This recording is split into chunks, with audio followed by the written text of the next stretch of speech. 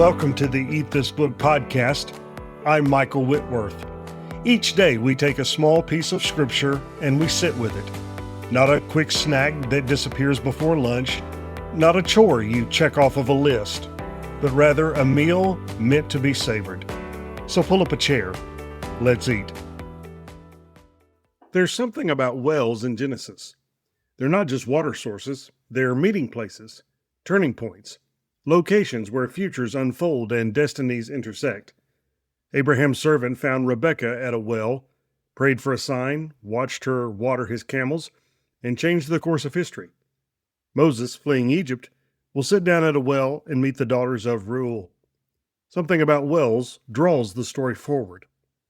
And now Jacob, the fugitive, the deceiver, the man who just saw heaven opened at Bethel, Jacob arrives at a well in the fields of Haran. The text says he lifted his feet. That's a curious phrase. Before Bethel, Jacob was running. After Bethel, he's walking with purpose. Something shifted in the night when God spoke promises over a man sleeping on a stone. The fugitive has become a pilgrim. The journey has direction now. He's heading to Padan Aram, his mother's homeland, the place where Rebekah grew up, where his uncle Laban still lives. Jacob is going back to the beginning, back to the family's roots, back to the well where it all started a generation ago. When he arrives, he finds shepherds gathered with their flocks, waiting. A large stone covers the well's mouth, and the custom is clear. Everyone waits until all the flocks arrive, then they roll the stone away together and water the sheep. Community cooperation. No one acts alone. Jacob starts asking questions. Where are you from? Haran. Do you know Laban? We know him. Is it well with him? It's well, and look, here comes his daughter Rachel with the sheep. The timing is almost too perfect. Jacob asks about Laban, and Laban's daughter appears on the horizon, leading her father's flock toward the well. Providence has been arranging this moment since before Jacob left Beersheba. Rachel is a shepherdess. This tells us something about her family's circumstances. Not wealthy enough to hire workers, not blessed with sons to tend the flocks. She does the work herself. She walks the hills with her father's sheep, leads them to water, and brings them home at night. She's beautiful. The text will tell us later that she was lovely in form and appearance, but Jacob doesn't know that yet. All he sees is a young woman approaching the well with sheep trailing behind her. What happens next is extraordinary. Jacob doesn't wait for the other shepherds. He doesn't follow protocol. He walks to the well, rolls away the stone by himself, the stone that normally requires multiple men, and waters Rachel's flock. This is showing off. This is a young man suddenly finding strength he didn't know he had. This is adrenaline and attraction and the desperate desire to impress. The stone that required collective effort becomes, in Jacob's hands, a demonstration of what love can do to a man. He waters her sheep, every single one. He does Laban's work before Laban even knows he exists. And then the emotion breaks through. Jacob kisses Rachel and lifts his voice and weeps. This man who has been alone for weeks, walking 500 miles, sleeping on stones, carrying the weight of his deception and his flight, he finally finds family. The kiss isn't romantic, not yet. This is the kiss of kinship, of recognition, of relief, and he weeps. Jacob the schemer, Jacob the heel grabber, Jacob who lied to his blind father and stole his brother's blessing, he cries like a child. Why the tears?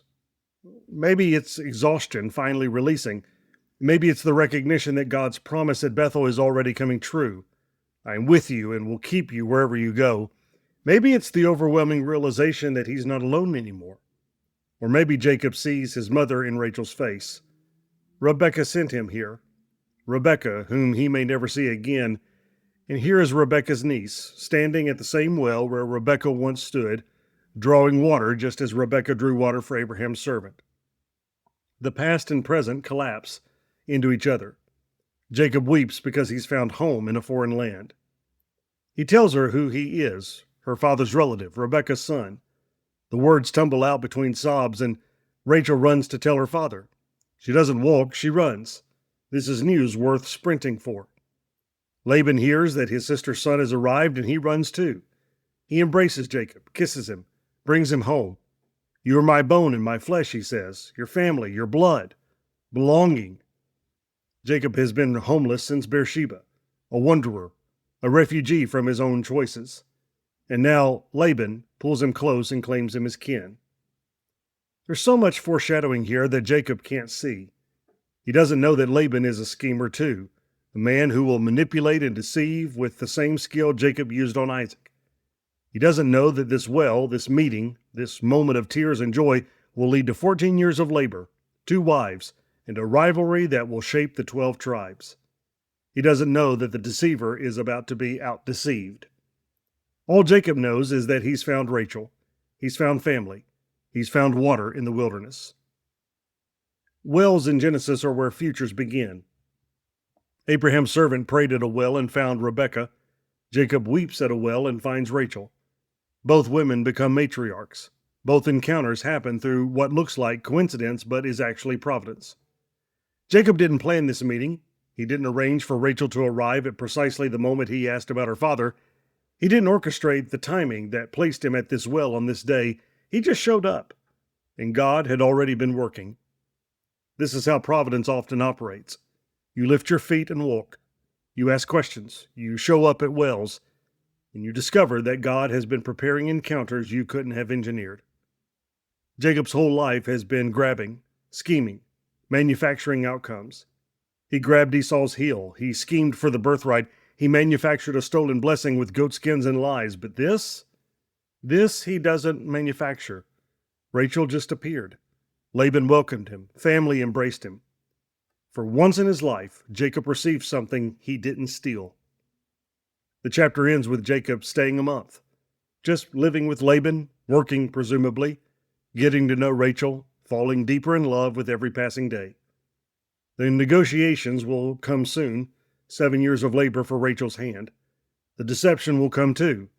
Leah in the dark, the morning aftershock, the bitter realization that Jacob has met his match in Laban. But for now, there's just a well, a woman, a family, in tears. The deceiver has found a home. He just doesn't know yet what it will cost him.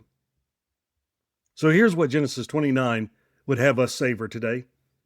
If you've been wondering, if the journey has been long and lonely and you're not sure where you belong, this passage says keep lifting your feet. The well is out there. Providence is arranging meetings you can't see yet. If you've been carrying the weight of your past, if your own choices have exiled you from where you started, this passage says family can still find you. Laban's embrace doesn't erase what Jacob did, but it offers a place to land. And if you've forgotten how to feel, if you've schemed so long that your heart has hardened, this passage says tears can still come. Jacob wept at that well. The con man broke down and he cried. There's hope in those tears. There's humanity. There's the beginning of something that might, over many years, transform a deceiver into Israel. Jacob arrived at a well in Haran. He rolled away the stone, he watered Rachel's sheep, he kissed her, and he wept. And for the first time in a long time, the schemer simply received. A well, a woman, a welcome. Providence had been working all along. Next time on Eat This Book, Jacob works 7 years for Rachel and it feels like only days. But on the wedding night, something goes terribly wrong. Morning comes, the light reveals the truth, and the deceiver finally gets deceived. Join me again in Genesis 29 as love, lies, and a shocking sunrise change everything. Thanks for eating with me. Until next time, may the Word dwell in you richly.